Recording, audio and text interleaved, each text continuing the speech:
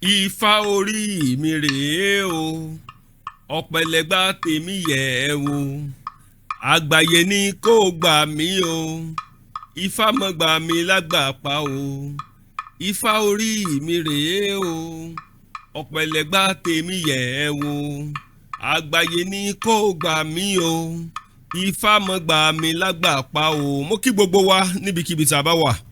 Ẹ jọ̀ọ́ gbogbo àwọn ọmọ Yorùbá tá a wà nílùú èbó àtàwọn tá a wà Nàìjíríà. Ìbéèrè tí mo fẹ́ béèrè ni wípé ṣé ká má ṣe Yorùbá religious, ká má ṣe Yorùbá study, Yorùbá courses mọ́ ní yunifásitì ni. Torí tá bá ní ká má ṣe Yorùbá religion mọ́ ní yunifásitì. Now kí wá ní èdè wa gangan nílẹ̀ Yorùbá?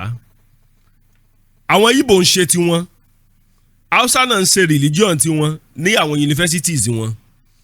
Kò dẹ̀ sí bá ṣe máa ṣe ẹ̀sìn, bá ṣe máa ṣe course Yorùbá tá à ní kọ́ Ifá mọ́. Kò sí bá ṣe máa ṣe àwọn courses ní Yorùbá tá à ní kọ́ àwọn òrìṣà mọ́.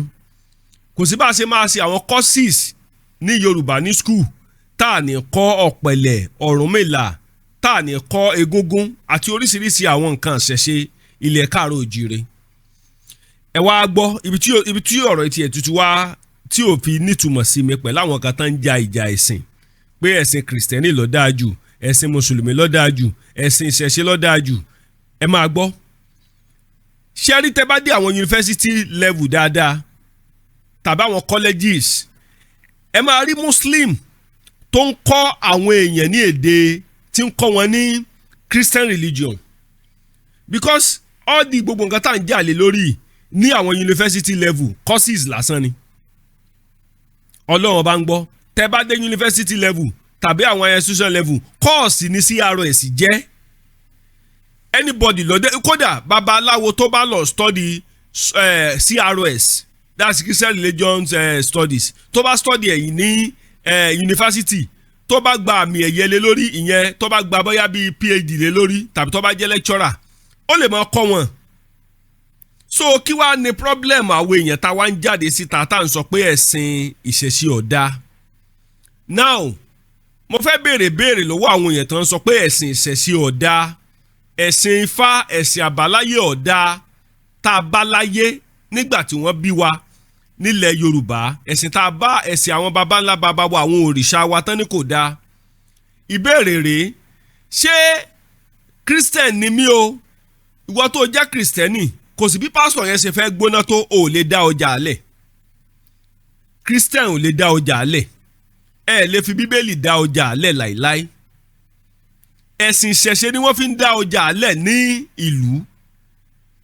Mo ti lọ sáwọn ibì kan lọ́dún kan mo rántí tí wọ́n fẹ́ dá ọjà alẹ̀ sílùú yẹn, tí wọ́n pe àwọn pastors pé kí wọ́n á gbàdúrà pé lórúkọ baba lórúkọ ọmọ á dá ọjà yìí sílẹ̀. Ọjà yìí ò lu ọ̀sẹ̀ kan tó fi tú. Ọjà yìí ò lu ọ̀sẹ̀ kan tó fi tú. Ẹ kọ́kọ́ sì yẹn lé ní. Ní ilẹ̀ Yorùbá tí ìgbóná bá wọ ìlú tàbí tí ìṣòro bá wọ ìlú, kì í ṣe pásítọ̀ náà máa ń pè o. Àwọn ẹlẹ́sìn àbáláyé ni wọ́n á pè tó jẹ́ ẹ̀sìn ìṣẹ̀ṣe ilẹ̀ Káàárọ̀ Oòjíire. Àwọn ẹlẹ́sìn àbáláyé, àwọn tí wọ́n ń dáfá, àwọn ni wọ́n á pè. Kí ló ń ṣẹlẹ̀ nílùú? Ọ̀dà ẹ jẹ́ ká tó gbapá bí wò ó. Ibi tí ọ̀pọ̀lọpọ̀ àwọn èèyàn gò ti mọ̀ wípé ẹ̀sìn ìṣẹ̀ṣe ní àgbà ẹ̀sìn. Tẹ́ bá dé ààfin lónìí, ẹ lè rí ibi tí wọ́n ti ń fi Bíbélì fi, kán máa fi Bíbélì fi jẹ oyè fáwọn èèyàn, kán máa fi Bíbélì fi yàn sórí oyè. Tán bá fẹ́ jẹ oyè jagun nílùú láàfin, wọ́n á jẹ ewé àkókò lé lórí. Ṣé ewé àkókò wà nínú Bíbélì? Wọ́n fẹ́ kó máa yé wa ní o. Wọ́n á ṣe oru ẹ̀ fún gẹ́gẹ́ bí jagun ìlú. Tán bá fẹ́ fèèyàn jẹ́ ó sàálù, èmi ò rí ibi tí wọ́n ti sọ pé pásítọ̀ nínú àwọn oyè ààfin tá sọ pé oyè pásítọ̀ la fi jẹ láàfin. Mi ò gbọ́ rí. So tí Kristẹni bá fẹ́ sọ wípé àwọn ẹlẹ́sìn ìṣẹ̀ṣe, àwọn Kristẹni bá fẹ́ sọ, ṣẹ́rí kíní kan tí ò yí àwọn èèyàn. Ẹ̀sìn Kristẹni ṣe ẹ̀sìn jàgídíjàgan. Àsìkò sí ni mo rí pé àwọn kan ń ṣe jàgídíjàgan lórí ẹ̀sìn Kristẹni. Ẹ̀sìn Kristẹni ò kì í ṣẹ̀sìn jàgídíjàgan.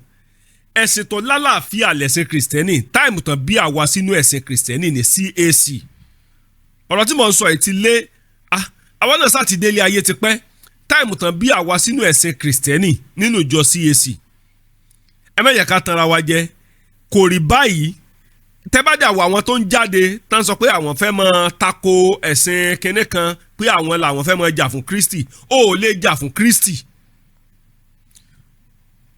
You can't fight for Christ. Nobody can fight for Christ. Kò sẹ́ni kankan tó lè jagun fún Ọlọ́run. Mo ń sọ̀rọ̀ kan Ọlọ́run tẹ́ ń wò yẹn òrìṣà náà ń pè lọ́lọ́run. Òrìṣà kúnlẹ̀ bọ lọ́lọ́run. Ẹ ń bá dẹ̀ fẹ́ put me wrong kó jáde síta pé mo sọ pé òrìṣà kúnlẹ̀ bọ lọ́lọ́run. Torí tá bá ń sọ̀rọ̀ nípa Ọlọ́run à ń sọ̀rọ̀ nípa nǹkan tá a rí rí spirit kan agbára nǹkan kan tá a rí rí òun ni wọ́n ń pè ní Ọlọ́run. Kí ló wá dé tẹ́nìkan fẹ́ máa fi jàjà ẹ̀sìn? Kí ló dé táwọn kan fẹ́ máa pera wọn ní pé àwa ni à ń jà fún Kristi, èmi ni Paul tí mò ń jà fún Kristi? Paul dà, Paul ò jà fún Kristi. Àfi tí ẹ bá fẹ́ máa ka àkàòdì Bíbélì ló kù.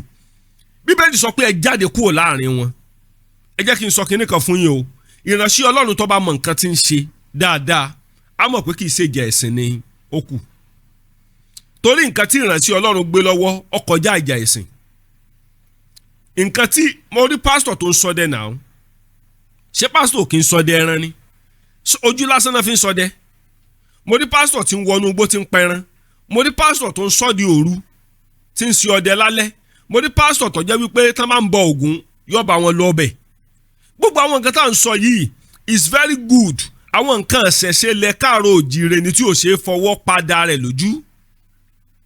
Tí wọ́n bá wá sọ pé ẹ̀sìn ṣẹ̀ṣẹ̀ ọ̀dà mo fẹ́ kó jáde síta, àwọn nǹkan tó fẹ́ fi proof ẹ̀ pé kó dáa fún mi mo fẹ́ kó fi jáde. Because nínú gbogbo nǹkan tí ń bẹ nílùú kò síbi tí wọ́n ti pe kìrìsìtẹ́nì síbẹ̀. Ẹ jẹ́ ká wò látòkè délẹ̀, nínú gbogbo nǹkan tí ń bẹ nílùú kò síbi tí wọ́n ti invite Christianity. Gbogbo nǹkan tí ń bẹ nílùú kò síbi tí wọ́n ti invite Christianity wọbẹ̀. Tí wọ́n bá fẹ́ jọba nílùú wọ́n á ti sọ̀rọ̀ rẹ̀, wọ́n kàn lè sọ pé kí pásítọ̀ gbàdúrà láfta tán ti sọ̀rọ̀ tán sọ̀rọ̀ tí wọ́n tán. Tí wọ́n bá fẹ́ fìyàn joyè nílùú wọ́n á ti sọ̀rọ̀ tán, pásítọ̀ kan lè gbàdúrà sí ọ̀tán kólúkálùkù mọ́ bá tiẹ̀ lọ. Èmi ò wá mọ̀ bí táwọn kan ti ń sọ wípé àwọn fẹ́ máa jà fún Kristi, àwọn fẹ́ dàbí Paul apostle. Ikú tí Paul apostle kú ìṣekú tó rọrùn. Ikú tí àwọn ọmọ ẹ̀yìn Jésù kú kì í ṣekú tó rọrùn. Ìṣẹ̀ṣe làgbà, gbogbo ẹ̀yin ọmọ Yorùbá níbikíbi tí ẹ bá wà ẹ gbé ìṣẹ̀ṣe yẹn gbé lékè. Ẹ má fi ìṣẹ̀ṣe lẹ Yorùbá, ẹ má fi ṣeré. Ewé àti egbò Ọlọ́run ò lòdì sí. Ewé àti egbò Ọlọ́run ò kórìíra rẹ̀.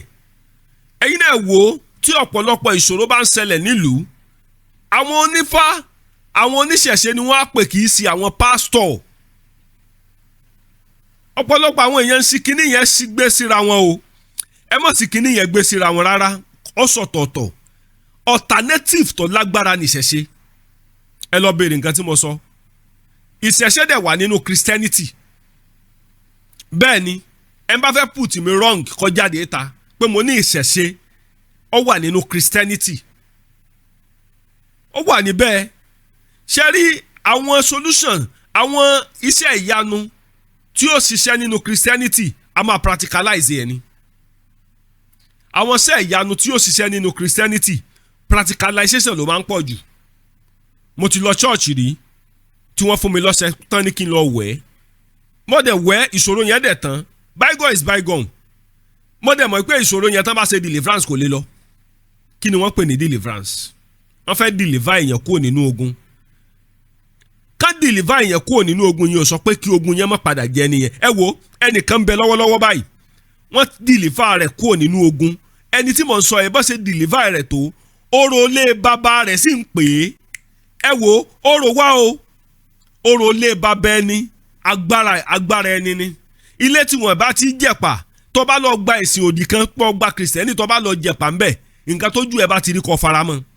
Ilé tí wọ́n ti jẹ irú tí wọ́n ti sọ pé tàbú ni wọ́n gbọ́dọ̀ jẹrú ń bẹ̀ tó bá lọ síbẹ̀ tó bá lọ jẹrú nǹkan tójú ẹ̀ bá ti rí ń bẹ̀ kó faramọ́ ìṣẹ̀ṣe làgbà ifá orí mi rèé o ọ̀pẹ̀lẹ̀gbà tèmi yẹ̀ ẹ́ wo àgbàyà ni kò gbà mí o àgbàlá ni kò gbà mí o ifá mọ̀ gbà mí lágbà pa o mo kí gbogbo wa níbikíbi tá a bá wà ọlọ́run làgbà ọlọ́run nìkan làgbà èmi ò ní gbàgbọ́ nù kankan mi ò ní gbàgbọ́ nù pásítọ̀ mi ò ní gbàgbọ́ nù wòlíì mi ò ní gbàgbọ́ nù babaláwo mi ò ní gbàgbọ́ nù àfáà ẹnìkan ṣoṣo tó jẹ́ olùgbàgbọ́ fún mi náà ni ọlọ́run ọba tí gbogbo èèyàn bá ti ń ní lọ́kàn wípé ọlọ́run nìkan ló tó gbẹ́kẹ̀lé ẹ ní máa jàjà ẹ̀sìn mo kí wa níbikíbi tá a bá wà ẹ má bá mi wò ó ìkànnì yìí ẹ má bá mi wò ó yóò mọ dùn mọ́ wa yóò mọ korò máwọn ọ̀tá wa láṣẹ Èdùmàrè ìṣẹ̀ṣe làgbà o akọ́láwọlé aláwòdé òun lórúkọ mi o yóò mọ dùn mọ́ wa o ẹ ṣé mo dúpẹ́.